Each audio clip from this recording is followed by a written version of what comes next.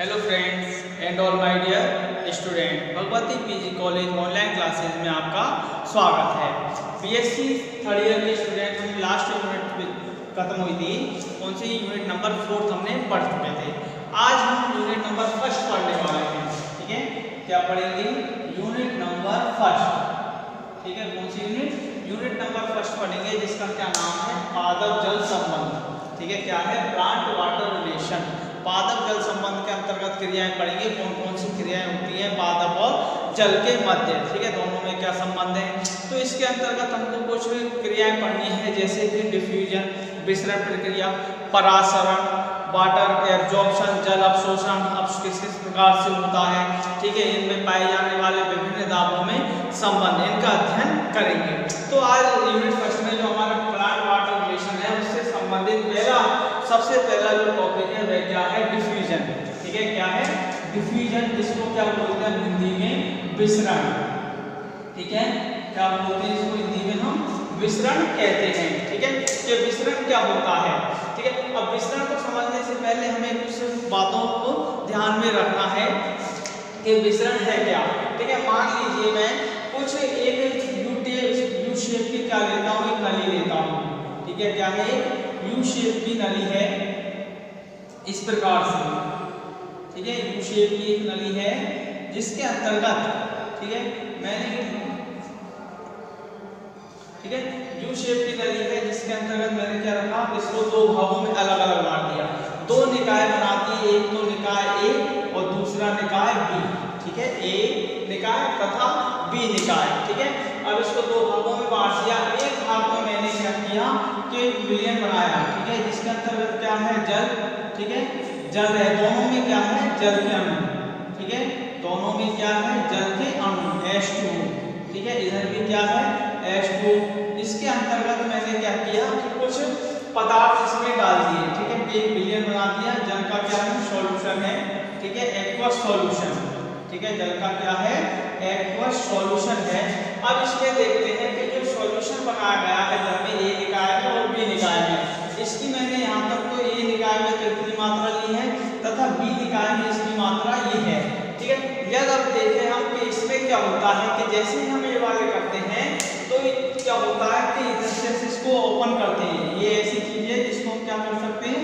Open and close कर सकते हैं। इसको जैसे ही खोलते हैं, ठीक है, तो इस सॉल्यूशन में जो पदार्थ के अणु हैं, ठीक है, ए निकाय में जो जलीय विलयन है उसमें जो पदार्थ के अणु हैं, ठीक है, वह किधर की ओर मूव करने लगते हैं? बी विलयन के ओर मूव करने लगते हैं, जिसके कारण जो है इनका जो जल स्तर है, ठीक है, जल स्तर है वो धीरे क्या हो जाता है? दोनों साइडों का बराबर। ठीक है, क्या हो जाता है?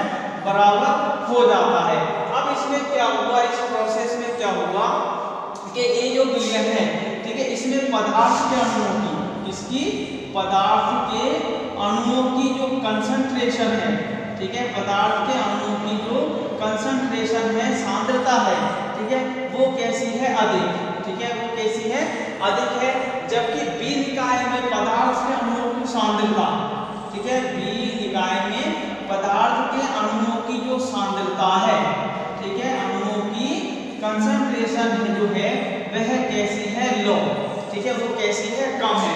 अर्थात क्या होता है कि जिस विलयन में पदार्थ के अणुओं की सांद्रता अधिक होती है तथा जिस विलयन में पदार्थ के अणुओं की सांद्रता में जो अंतर होता है, ठीक है, इस अंतर को एक नाम से जानते हैं जिसको क्या बोलते हैं? हम ग्रेडियंट। ठीक है, क्या बोलते हैं इसको? हम ग्रेडियंट। ठीक है, याद रख लेना, हिंदी में बोलते हैं इसको प्रवणता।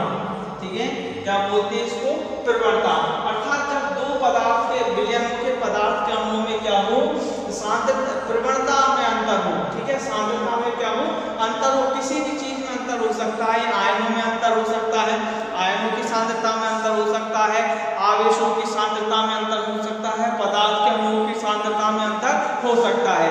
ये अंतर ही हमारा क्या कहलाता है? जब दो विलयनों में इन आयनों, आवेशों, पदार्थ के अणुओं आदि में जो अंतर होता है, उस अंतर को क्या नाम से जानते हैं? हम प्रवणता।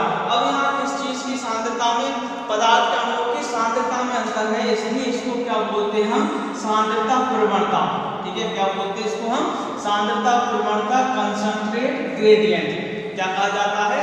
कंसंट्रेट ग्रेडियंट कहा जाता है, जिसके कारण इस यदि 2 विलयनों में सांद्रता परिवर्तन है तो क्या करते हैं, एक विलयन के पदार्थ के अणु दूसरे विलयन के पदार्थ के अणु की ओर क्या करते हैं, मूव करते हैं, प्रवाहित होते हैं। इस प्रवाहित होने की जो प्रक्रिया है, ठीक है, उस प्रक्रिया को किस नाम से जानते हैं, हम डिफ्यूजन, ठीक है, किस नाम से जानते हैं, डिफ्यूजन कहते हैं। तो ये समझ में आ गया होगा। एक लाइन की परिभाषा है कि पदार्थ के अणुओं का, अणु ले लो, आयन ले लो, पदार्थ के अणुओं या आयनों का उच्च सांद्रता से निम्न सांद्रता की ओर प्रवाहित होने की जो प्रक्रिया है, उस प्रक्रिया को क्या कहते हैं, हम विसरण कहते हैं, ठीक है, क्या कहते हैं, उसको हम विसरण कहते हैं। अर्थात परिभाषा देखें, इसकी डेफिनेशन देखें हम कि विसरण की परिभाषा क्या होगी, डेफिनेशन तो वो ये है कि पदार्थ के अणुओं, ठीक है, किसके, पदार्थ के अणुओं या फिर आयनों, ठीक है, आयनों का उच्च सांद्रता से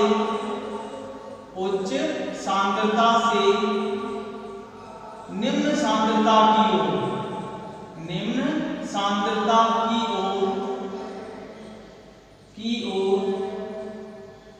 प्रवाहित होने की प्रक्रिया, प्रवाहित होने की प्रक्रिया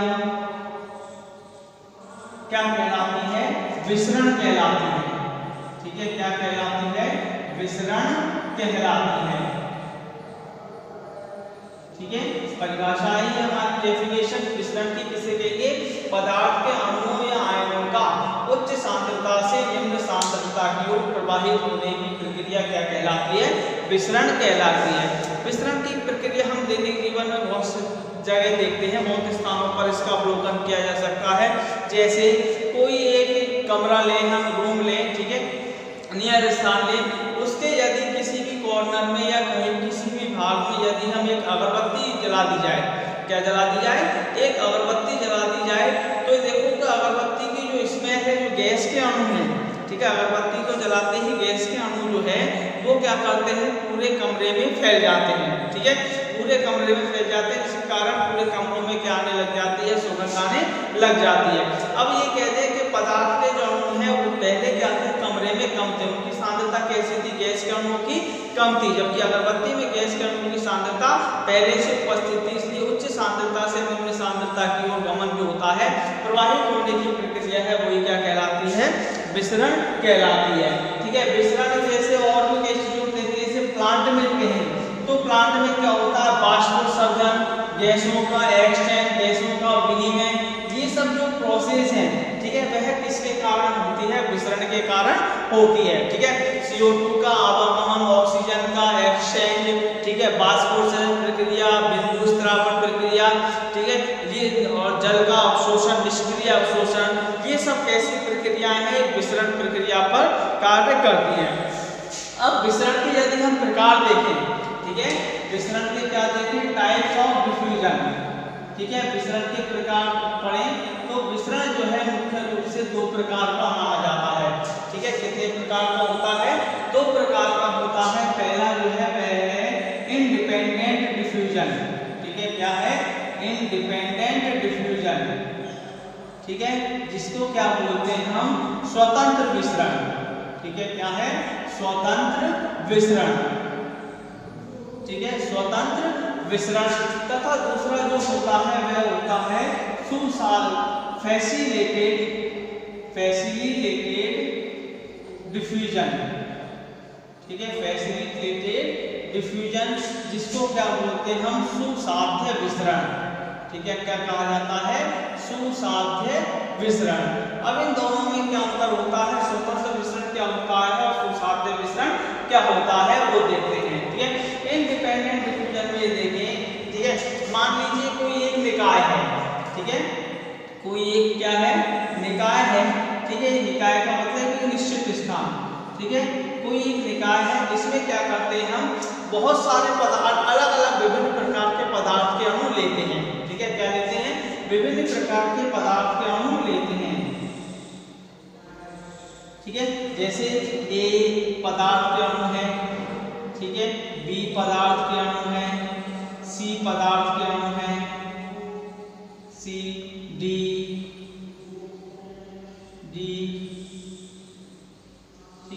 इसलिए देखें कि किसी निकाय में के अलग अलग प्रकार के पदार्थ के अणु हैं, ठीक है। ये क्या है, ए निकाय, ए मानिए इनको निकाय फर्स्ट, ठीक है। अब ये क्या है, दूसरा निकाय है इधर, ठीक है, दूसरा निकाय भी, ठीक है, जिसमें क्या होगा कि इन पदार्थ जो अणु हैं उनकी सांद्रता में क्या होगा, अंतर होगा, ठीक है। जैसे ए की सांद्रता ए, बी, सी, डी, ठीक है। ये क्या है, दो निकाय है। अब इनमें देखते हैं कि जब किसी निकाय में विभिन्न प्रकार के पदार्थ के अणु उपस्थित होते हैं, ठीक है, विभिन्न प्रकार के पदार्थ के अणु उपस्थित हो, यानी अलग अलग प्रकार के पदार्थ के अणु उपस्थित हो, तो क्या होता है कि एक पदार्थ के अणु जो है, ठीक है, एक पदार्थ के अणु दूसरे पदार्थ के अणु की विसरण प्रक्रिया को प्रभावित नहीं करते हैं, ठीक है। यानी ये कहते हैं कि प्रत्येक पदार्थ के अणुओं का जो विसरण होता है वो स्वतंत्र रूप से होता है, ठीक है। या भी इसमें मान सकते हैं कि जो स्वतंत्र विसरण है, विसरण जो है एक प्रकार की क्या होती है, स्वतंत्र प्रक्रिया होती है, जिसके अंतर्गत एक पदार्थ का जो अणु है दूसरे पदार्थ के अणुओं की विसरण प्रक्रिया को बिल्कुल भी प्रभावित नहीं करता है। सभी पदार्थ के अणु जो हैं इजीली डी वाला भी इधर जाएगा, सी वाला भी इधर जाएगा, बी वाला भी इधर जाएगा और ए वाला भी क्या होगा, कंसंट्रेशन ग्रेडियंट के रीत से एक निकाय से दूसरे निकाय में क्या होगा, प्रवाहित होता है। अर्थात ये कहते हैं हम कि एक लाइन में कहते हैं कि यदि किसी निकाय में, ठीक है, विभिन्न प्रकार के पदार्थ के अणु उपस्थित हो, ठीक है, विभिन्न पदार्थ के अणु उपस्थित हो, तो एक पदार्थ के अणु की, ठीक है, एक पदार्थ के अणु दूसरे पदार्थ के अणु की विसरण प्रक्रिया को बिल्कुल भी प्रभावित नहीं करते हैं। प्रत्येक पदार्थ के अणु जो होते हैं स्वतंत्र रूप से विसरित होते हैं। इस प्रकार के विसरण को क्या कहा जाता है, स्वतंत्र विसरण कहा जाता है। क्या कहते हैं, इस प्रकार के विसरण को स्वतंत्र विसरण कहते हैं, ठीक है। परिभाषा देखते हैं हम इसमें स्वतंत्र विसरण की क्या होगी, ठीक है। स्वतंत्र विसरण क्या है, एक लाइन में देखते हैं परिभाषा क्या है कि यदि किसी निकाय में, ठीक है, क्या, यदि किसी निकाय में विभिन्न प्रकार के पदार्थ के अणु, विभिन्न पदार्थ के अणु उपस्थित हो, विभिन्न प्रकार के पदार्थ के अणु उपस्थित हो, तो एक पदार्थ के अणु, एक पदार्थ के अणु दूसरे पदार्थ के अणु, दूसरे पदार्थ के अणुओं की विसरण क्रिया को, विसरण क्रिया को प्रभावित नहीं करते हैं, प्रभावित नहीं करते हैं,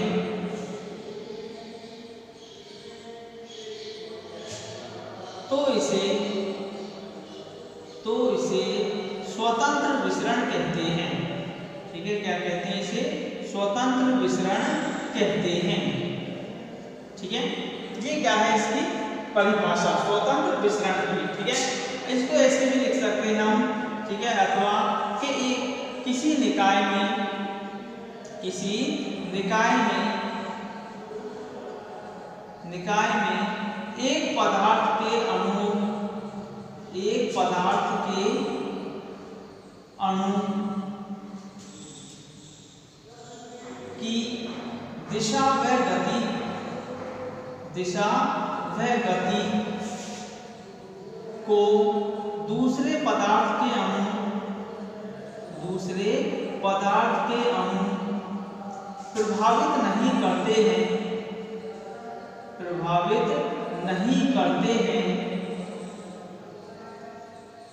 तो इसे स्वतंत्र विसरण कहते हैं, तो इसे स्वतंत्र विसरण कहते हैं, ठीक है। यानी ये कहते हैं कि एक पदार्थ का जो अणुओं की विसरण की दिशा व गति होती है, ठीक है, उस पर दूसरे पदार्थ के अणु का विसरण की दिशा व गति को बिल्कुल भी प्रभावित नहीं करते हैं। प्रत्येक पदार्थ के अणु जो होते हैं स्वतंत्र रूप से विसरित होते हैं। इस प्रकार के विसरण को क्या कहा जाता है, स्वतंत्र विसरण कहते हैं। क्या कहते हैं, स्वतंत्र विसरण कहते हैं। जैसे इसमें देखें हम कि फोर्स होता है हमारा, ठीक है, इस प्रकार का जो अवलोकन है वो कहाँ पर किया जा सकता है? पर्णरंध्रों में। ठीक है, कहाँ पर किया जा सकता है?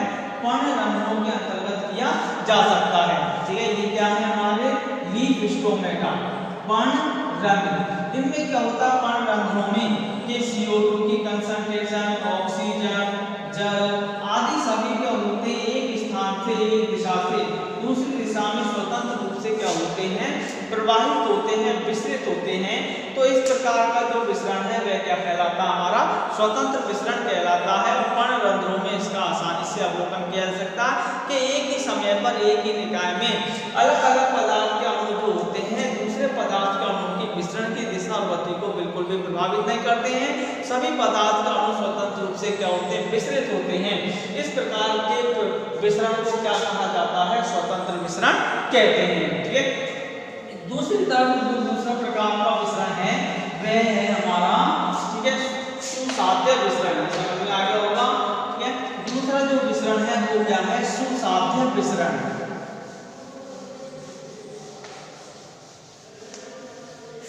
सुसाध्य विसरण जो है इसमें क्या होता है? देखें, फैसिलिटेटेड विसरण में क्या होता है? यह क्या है? स्वतंत्र विसरण के जस्ट विपरीत होता है। ठीक है, जो हमारा इंडिपेंडेंट डिफ्यूजन है, फैसिलिटेटेड डिफ्यूजन, इसके जस्ट क्या होता है? विपरीत होता है।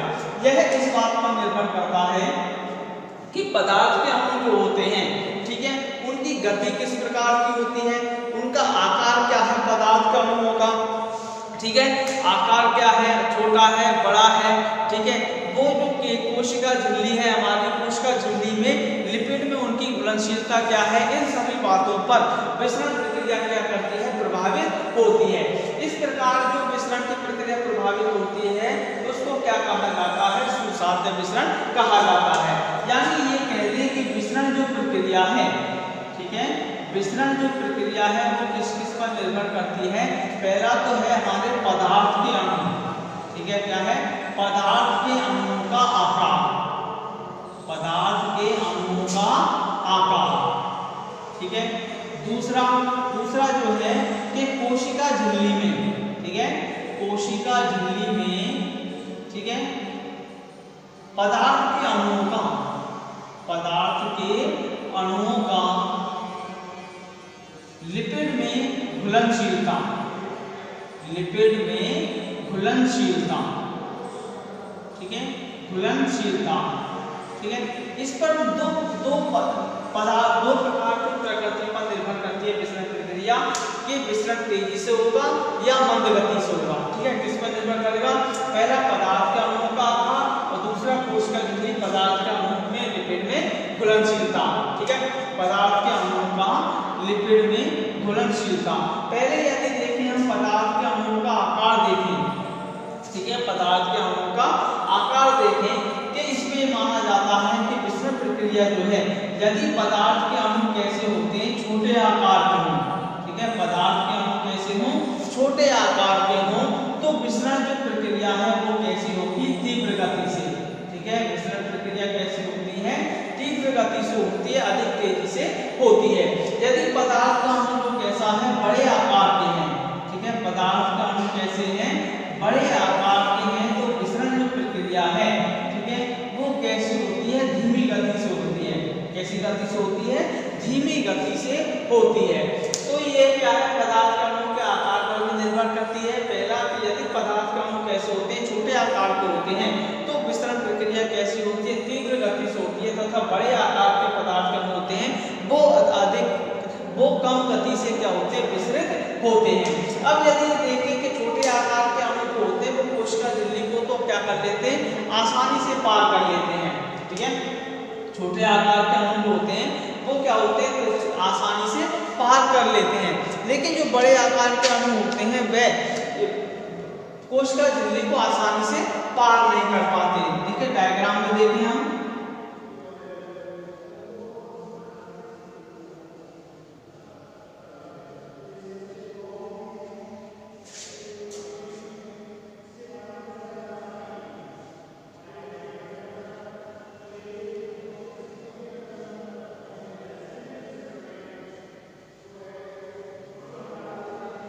ठीक है, ये मान लीजिए क्या है? हमारी सेल मेम्ब्रेन। ठीक है, क्या है ये? हमारी सेल मेम्ब्रेन। कोशिका झिल्ली, ठीक है, क्या है, कोशिका झिल्ली, सेल मेम्ब्रेन, ठीक है।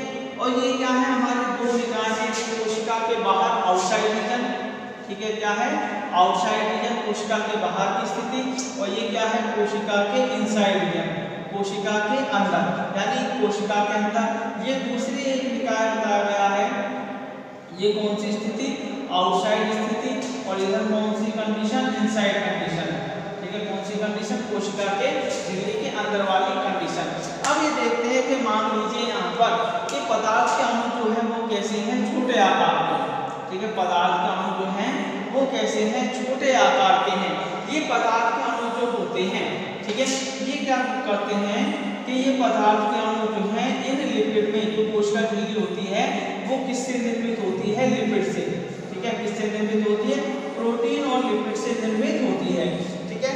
अब प्रोटीन और लिपिड से निर्मित होती है कि ये जो पदार्थ का अणु है, छोटे आकार के पदार्थ का अणु है, ये इस लिपिड में क्या होते हैं, आसानी से डिसॉल्व हो जाते हैं, ठीक है, आसानी से क्या होते हैं, लिपिड में डिसॉल्व हो जाते हैं, घुल जाते हैं, और आसानी से झिल्ली को क्या कर लेते हैं, पार कर लेते हैं, और आसानी से कहां पर पहुंच जाते हैं, दूसरी साइड में पहुंच जाते हैं, क्या करते हैं, दूसरी साइड में पहुंच जाते हैं। इस प्रकार आप यहाँ पर जो है कि ये कह सकते हैं कि छोटे आकार के अणु जो होते हैं वो लिपिड में आसानी से घुल जाते हैं, और आसानी से क्या कर लेते हैं, कोशिका झिल्ली के आर पार विस्तृत हो जाते हैं।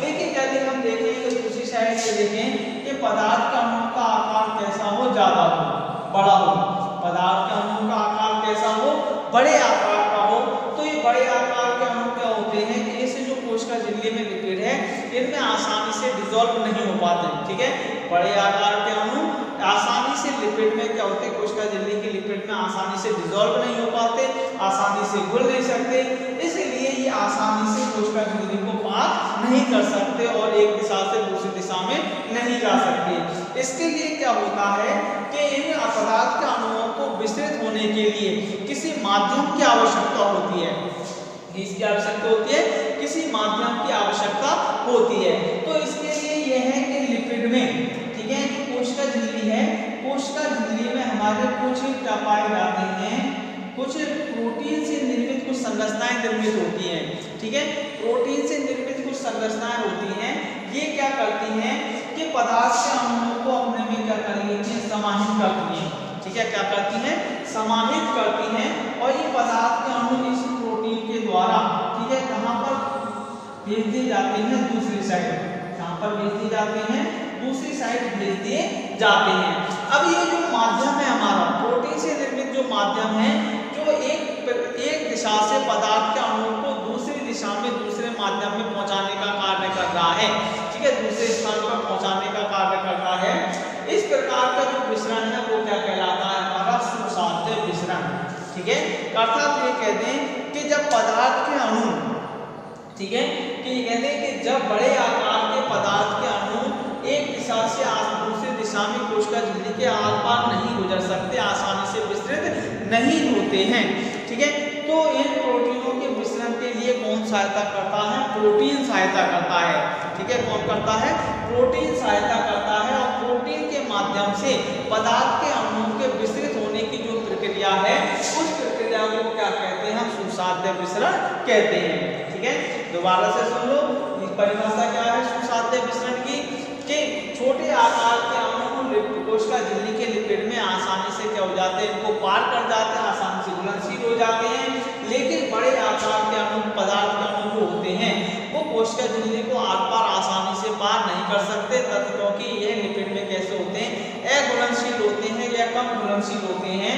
इनके लिए पदार्थ के अणु जो है प्रोटीन के द्वारा, ठीक है, किसके द्वारा, प्रोटीन के द्वारा पदार्थ के अणु एक दिशा से दूसरी दिशा में क्या होते हैं, विस्तृत होते हैं, अर्थात किसी माध्यम के द्वारा विस्तृत होने की जो मिश्रण प्रक्रिया है, उस प्रकार के मिश्रण को क्या कहते हैं, सुसाध्य मिश्रण कहते हैं। कुछ हमारे ऑर्गेनेल्स हैं जैसे कि क्लोरोप्लास्ट, ठीक है, कौन सा, क्लोरोप्लास्ट, ठीक है, और है हरित लवक, प्लास्टिस्ट, जीवाणु, माइटोकॉन्ड्रिया, ठीक है, माइटोकॉन्ड्रिया, ठीक है, प्लास्टिड्स, ठीक है, प्लास्टिड्स, बैक्टीरियल सेल, ठीक है, कौन सी सेल, बैक्टीरियल सेल आदि में जो इस प्रकार का प्रोटीन होता है, ठीक है, जिसके माध्यम से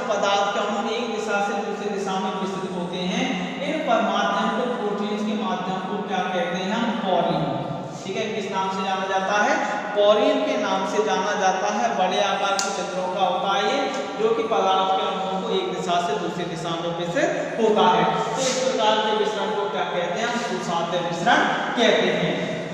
ठीक है, नेक्स्ट जो है कि दिशा के आधार पर पदार्थों के अणुओं की दिशा के आधार पर सुसाध्य विसरण कितने प्रकार का होता है?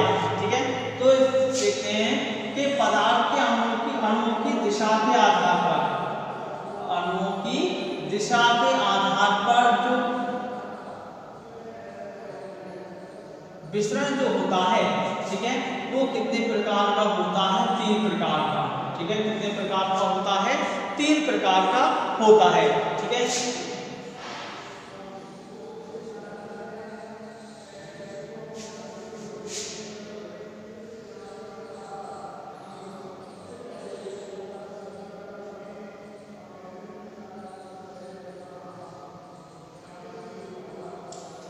मान लीजिए कि 2 माध्यम है हमारे। ठीक है, माध्यम ए तथा माध्यम बी।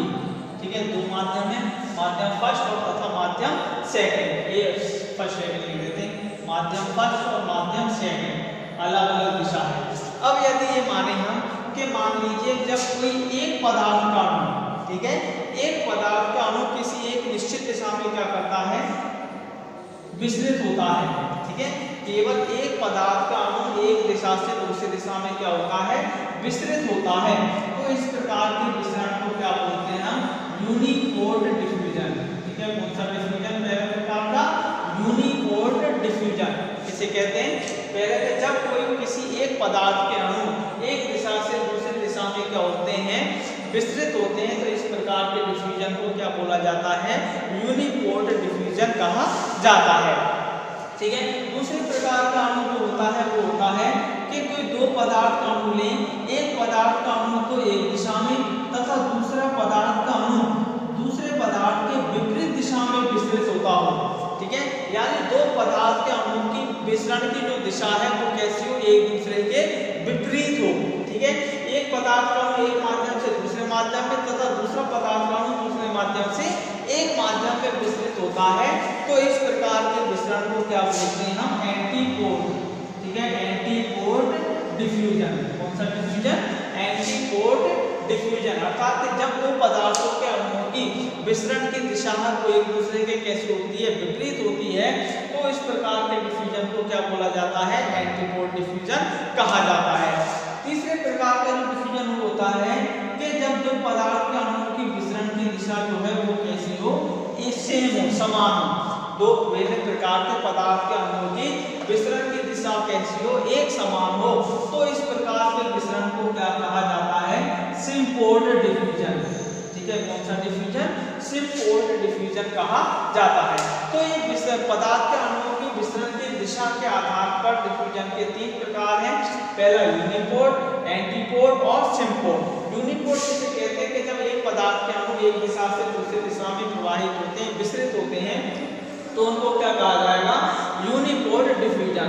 दूसरे प्रकार का एंटीपोर्ट डिफ्यूजन किसे कहेंगे कि जब 2 विभिन्न प्रकार के पदार्थ के अणुओं की विसरण की दिशा एक दूसरे के कैसे विपरीत हो तो उनको कहा जाता है एंटीपोर्ट डिफ्यूजन। तीसरे प्रकार का डिफ्यूजन है सिम्पोर्ट डिफ्यूजन के जब विभिन्न प्रकार के पदार्थ के अणुओं की विसरण की दिशा दोनों की कैसी हो? एक समान हो, एक ही दिशा में क्या कर रहे हो? गति कर रहे हो, विसरित हो रहे हो, तो उनको क्या कहा जाता है? सिम्पोर्ट डिफ्यूजन कहा जाता है। ठीक है, तो ये है हमारा क्या? अणुओं की दिशा के आधार पर डिफ्यूजन। नेक्स्ट देखते हैं कि विसरण प्रक्रिया को कौन कौन से कारक प्रभावित करते हैं। ठीक है, विसरण को प्रभावित करने वाले कारक। ठीक है, प्रभावित करने वाले कारक।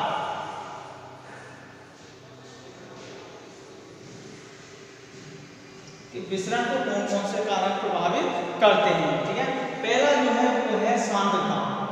ठीक है, कैसी है? सांद्रता। ठीक है, कि 2 पदार्थ के अणुओं की सांद्रता में कैसी होती है? वृद्धि होती है। ठीक है, ठीक है, पहला जो है वो क्या है? टेम्परेचर, तापक्रम। ठीक है, क्या है? टेम्परेचर या तापक्रम। इसमें देखा जाता है कि यदि तापक्रम कैसा हो? अधिक हो। ठीक है, टेम्परेचर कैसा हो?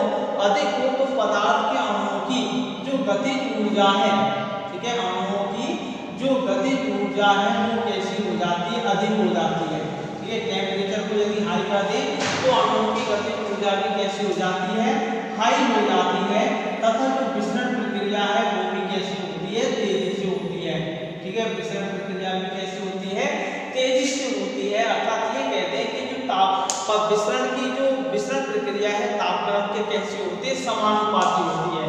अर्थात विसरण जो प्रक्रिया है ये डायरेक्टली प्रोपोर्शनल टू टेम्परेचर, तापक्रम, ठीक है, डायरेक्टली प्रोपोर्शनल टू टेम्परेचर, ठीक है।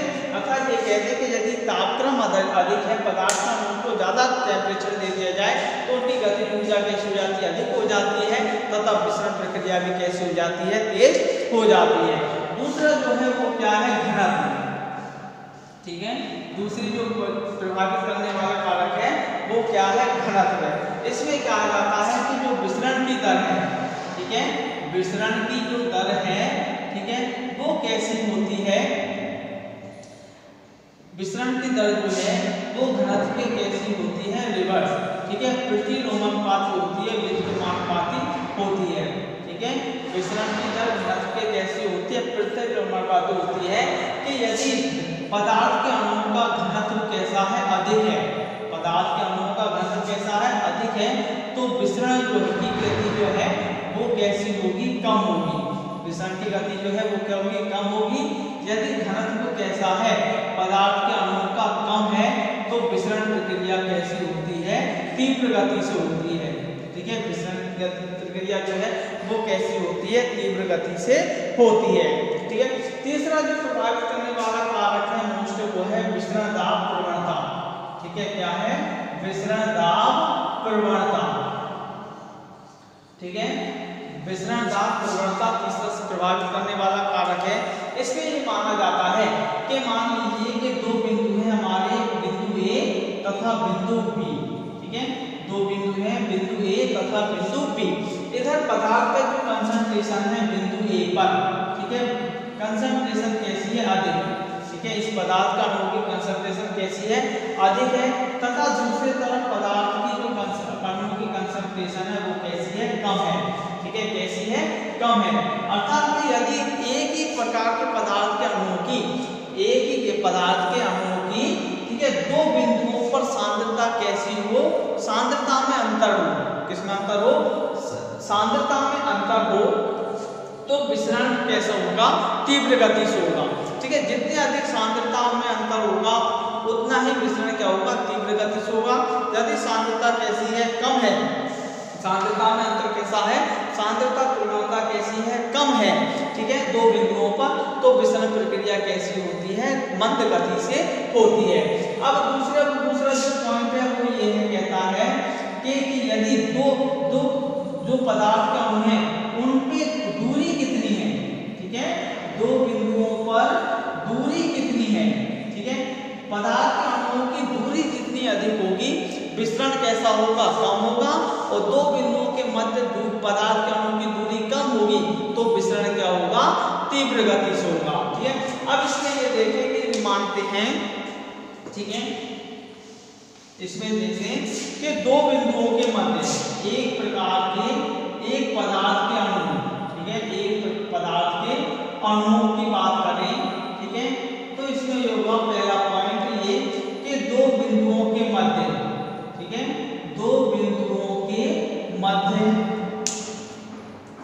दो बिंदुओं के मध्य, ठीक है, सांद्रता प्रवणता, ठीक है, सांद्रता प्रवणता, ठीक है, अधिक है, सांद्रता प्रवणता कैसी है, अधिक है, तो विसरण प्रक्रिया भी कैसी होगी, अधिक होगी, ठीक है, सांद्रता प्रवणता कैसी है, अधिक है, तो विसरण प्रक्रिया भी कैसी होगी, अधिक होगी। यदि सांद्रता प्रवणता कम है तो विसरण प्रक्रिया भी कैसी होगी, कम होगी। दूसरा नेक्स्ट, दो बिंदुओं की दूरी, ठीक है, दो बिंदुओं के मध्य, दो बिंदुओं के मध्य दूरी जो है वो कैसी है, दो बिंदुओं के मध्य यदि दूरी कैसी है, अधिक है, तो विसरण जो प्रक्रिया है, ठीक है, वो कैसी होगी, मंद गति से होगी। यदि दो बिंदुओं के मध्य दूरी कैसी है, कम है, तो विसरण प्रक्रिया जो है वो कैसी होती होती है, तीव्र गति से होती है। अब यदि ये देखें कि जब विसरण की प्रक्रिया है दो बातों पर निर्भर करती है, एक तो दो बिंदुओं के मध्य सांद्रता प्रवणता पर तथा दो बिंदुओं के मध्य की दूरी पर, ठीक है। इन दोनों को सम्मिलित रूप से क्या कहा जाता है, विसरण दाब प्रवणता कहा जाता है, ठीक है। यानी गैस के अणुओं का, एक पदार्थ के अणुओं का दो बिंदुओं के मध्य सांद्रता प्रवणता तथा उनके मध्य दूरी को सम्मिलित रूप से क्या कहा जाता है, विसरण दाब प्रवणता कहा जाता है, ठीक है। तो ये कौन कारक है जो कि किसको प्रभावित करते हैं, विसरण प्रक्रिया को प्रभावित करते हैं। तो आशा करता हूं कि विसरण प्रक्रिया आपको बहुत ही अच्छी तरीके से समझ में आ गई होगी, ठीक है। यदि कोई भी डाउट हो तो आप कमेंट बॉक्स में आके जाके कमेंट्स कर सकते हैं, ठीक है। नेक्स्ट वीडियो में क्या पढ़ने वाले हैं, हम नेक्स्ट टॉपिक पढ़ेंगे, बहुत ही इंपॉर्टेंट टॉपिक है परासरण, ऑस्मोसिस, ठीक है। क्या पढ़ेंगे, परासरण पढ़ेंगे, ऑस्मोसिस पढ़ने वाले हैं। Thank you.